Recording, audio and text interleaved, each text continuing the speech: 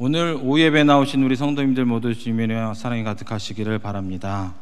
오늘은 마가복음 12장 41절부터 44절 말씀을 중심으로 예수님은 내 편, 이런 제목으로 말씀을 나누기를 원합니다. 은혜와 그리고 위로의 시간이 되기를 바랍니다. 먼저 공지 하나 드립니다.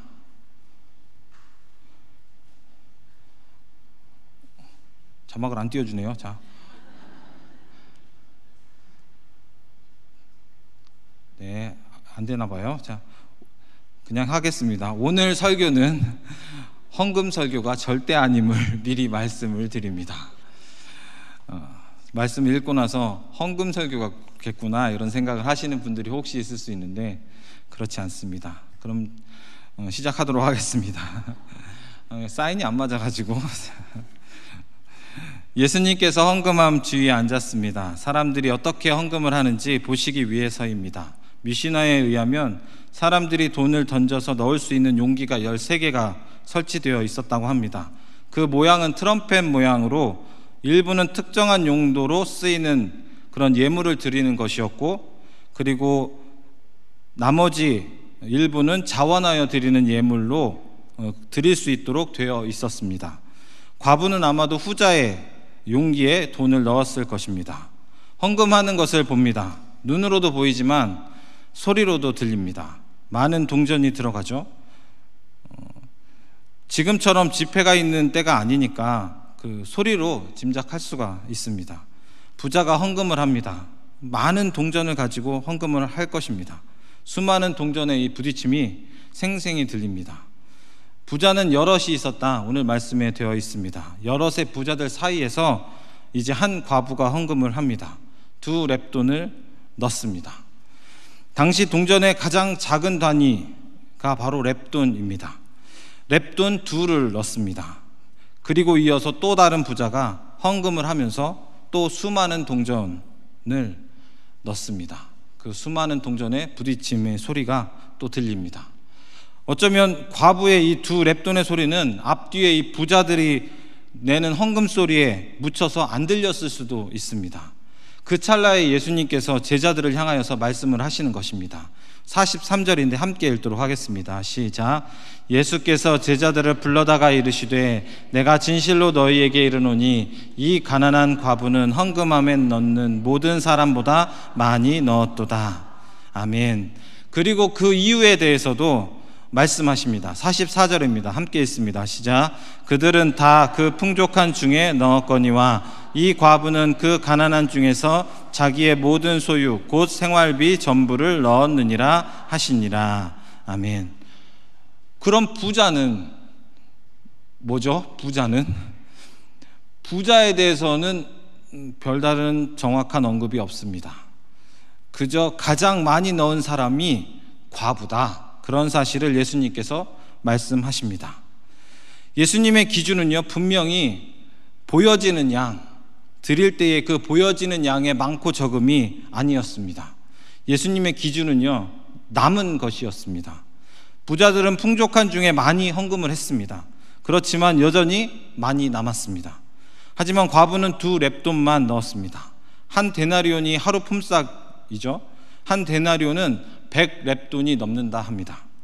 그러니까 2 렙돈은 한 줌의 곡식 가루를 살 수 있는 양인데 이것으로는 한 끼의 식사를 때울 수 있다고 합니다. 그러니까 한 끼 정도의 식사의 헌금을 과부는 하나님께 드렸습니다. 하지만 과부에게는 남은 것이 없습니다. 모든 것을 다 드린 것입니다. 예수님은 모든 것을 다 드리고 남은 것이 없는 이 과부에게 관심이 가 계셨던 것입니다. 물론 여기서 모든 것을 다 드렸다 해서 모든 재산을 다 팔아서 하나님께 드렸다, 이건 아닙니다. 오늘 말씀에 보면 생활비 전부를 넣었다, 이렇게 말씀을 하고 있습니다. 하나님께서 세상을 창조하셨죠. 그래서 모든 것은 하나님께 속해 있습니다. 하나님의 손길이 미치지 못하는 곳은 없습니다. 그렇지만 분명히 하나님이 관심을 보이는 곳은 분명 있습니다. 하나님은요, 고아와 과부와 나그네와 그러한 연약한 자들에게 관심을 두십니다. 신명기 10장 17절부터 19절인데 제가 읽어드리도록 하겠습니다. 너희 하나님 여호와는 신 가운데 신이시며 주 가운데 주시요 크고 능하시며 두려우신 하나님이시라. 사람을 외모로 보지 아니하시며 뇌물을 받지 아니하시고 고아와 과부를 위하여 정의를 행하시며 나그네를 사랑하여 그에게 떡과 옷을 주시나니 너희는 나그네를 사랑하라. 전에 너희도 애굽 땅에서 나그네 되었음이니라. 아멘. 오늘 새벽에 시편 146편 말씀을 보았는데 6절부터 9절 우리 한번 찾아서 다시 한번 보도록 하겠습니다. 물론 새벽에 보았지만 오늘 오후에도 한번 다시 한번 읽도록 하겠습니다. 시편 146편 6절부터 9절. 시편 146편 6절에서부터 9절에도 같은 고백이 나옵니다. 6절부터 9절입니다. 다 같이 함께 읽도록 하겠습니다. 시작. 여호와는 천지와 바다와 그 중에 만물을 지으시며 영원히 진실함을 지키시며 억눌린 사람을 위해 정의로 심판하시며 줄인 자들에게 먹을 것을 주시는 이시로다. 여호와께서는 갇힌 자들에게 자유를 주시는도다. 여호와께서 맹인들의 눈을 여시며 여호와께서 비굴한 자들을 일으키시며 여호와께서 의인들을 사랑하시며 여호와께서 나그네들을 보호하시며 고아와 과부를 붙드시고 악인들의 길은 굽게 하시는도다. 아멘. 이러한 연약한 자들을 향한 시선은요, 성육하신 예수님께서도 똑같이 그대로 드러납니다. 예수님께서는 늘 연약한 자들 편에서 서 계셨습니다. 세리를 찾아가 만나셨습니다. 과부를 만나시고요, 수많은 병자들을 치료하셨습니다. 가난한 자와 어린 아이들을 돌보셨습니다. 세례요한이 옥에 있을 때에 그 제자들을 예수님께 보내면서 이제 예수님한테 이것 좀 물어봐 달라 이렇게 부탁을 하면서 이제 제자들이 예수님한테, 세례요한의 제자죠, 질문하는 장면이 마태복음 11장에 나옵니다. 질문의 요지는 이것입니다. 오실 그 이가 당신이십니까? 아니면 우리가 다른 일을 기다려야 합니까? 그때 예수님께서 대답을 합니다. 마태복음 11장 4절 5절인데 제가 읽어드립니다. 예수께서 대답하여 이르시되 너희가 가서 듣고 보는 것을 요한에게 알리되 맹인이 보며 못 걷는 사람이 걸으며 나병 자가 깨끗함을 받으며 못 듣는 자가 들으며 죽은 자가 살아나며 가난한 자에게 복음이 전파된다 하라. 아멘. 맹인이 보고요, 걷는 사람, 못 걷는 사람이 걷고 나병 환자가 깨끗하여지고 못 듣는 사람이 듣게 되고 죽은 자가 살아나고 가난한 자에게 복음이 전파된다. 예수님의 관심은요, 온통 연약한 자들을 향하셨던 것입니다. 예수님은요, 다시 말하면 연약한 자들을 편이었던 것입니다. 그들에게는 예수님이 필요했고요, 예수님은 그들 편이었습니다. 마태를 부르시고 함께 할 때에 바리새인들이 세리와 죄인들과 함께 식사한다고 막 따지고 들었을 때도 예수님께서 말씀하셨습니다. 건강한 자에게는 의사가 쓸데없고 병든 자에게라야 쓸데있느니라. 나는 의인을 부르러 온 것이 아니요 죄인을 부르러 왔노라. 병들었기 때문에 의사가 필요했고, 그리고 의사 되신 예수님은 그 병든 자들을 찾아가셨습니다. 이쯤에서 이 제목을 우리가 한번 생각해 봤으면 좋겠는데, 제목이요 뭐죠? 예수님은 내 편, 예수님은 내 편이라고 했습니다. 제목처럼 성도님들도 고백하고 인정하십니까? 예수님은 내 편이십니까? 그러면은 그 고백은 이러한 의미를 담고 있어야 합니다. 나는 연약한 자입니다. 나는 예수님이 없으면 살아갈 수 없는 존재입니다. 그런 고백이 담겨 있는 것입니다. 연약하다는 것은요, 많은 의미를 담고 있습니다. 우선은 육체적인 연약함이 있을 수 있습니다. 누군가는 나는 여러 가지 질병으로 정상적이지 못합니다. 불치병을 가진 채 힘겹게 하루하루 살아갑니다. 육체적인 연약함입니다. 또 물질의 연약함이 있을 수 있습니다. 가진 것이 너무 없습니다. 하루하루 살아가는 것이 너무 힘듭니다. 잔고가 플러스가 아니라 마이너스인데 계속 늘어납니다. 사는 게 사는 것 같지 않습니다. 물질적인 연약함입니다. 상황적인 연약함이 있을 수 있습니다. 가족이 다양한 사건으로 괴롭고 힘듭니다. 아들, 딸 진학과 혼사가 늘 걱정입니다. 다니던 직장, 운영하는 기업이 여러 문제로 힘들어하고 있습니다. 부끄러워서 누구에게도 드러내놓고 말도 못하겠습니다. 상황적인 연약함 속에 있는 것입니다. 다양한 연약함이 있을 수 있습니다. 그렇게 고백되어지시는 분들이라면 축하드립니다. 예수님께서 여러분 편이십니다. 여호와는 마음이 상한 자를 가까이 하시고 충심으로 통회하는 자를 구원하시는도다. 시편 34편 18절 말씀입니다. 연약한 자에게 가까이 하셔서 그의 소리를 듣고 싶어 하시고 돕고 싶어 하십니다. 연약하십니까? 주님께서 가까이 계십니다. 그런데 여기서 한 걸음 더 나아가서 예수님은 내 편이 되려면 한 발짝 더 나가야 되는데, 그것은 무엇이냐? 나는 연약합니다. 그렇기 때문에 나는 예수님이 없으면 살아갈 수 없는 존재입니다. 이렇게 고백을 해야 합니다. 세상에 많은 사람들이 있죠. 많은 연약한 이들이 있습니다. 앞서서 연약함들을 많이 이야기했는데, 그런 사람들은 정말 세상에 너무너무 많이 있습니다. 그런데 그런 사람들이 모두가 다 나는 연약하니까 나는 예수님이 없으면 살아갈 수가 없습니다, 그렇게 고백하지 않습니다. 이것은 매우 슬프고 안타까운 일인데, 자기 스스로 예수님과의 관계를 끊어버리는 것이기 때문에 너무 슬픈 일입니다. 스스로 등을 돌리는 것이죠.